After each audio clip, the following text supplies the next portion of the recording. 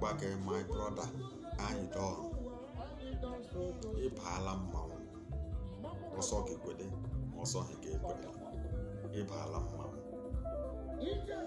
onye ukwu ka ịbụzi n'ala Igbo ịghọziele onye ama ama n'ala Igbo ọ dịghị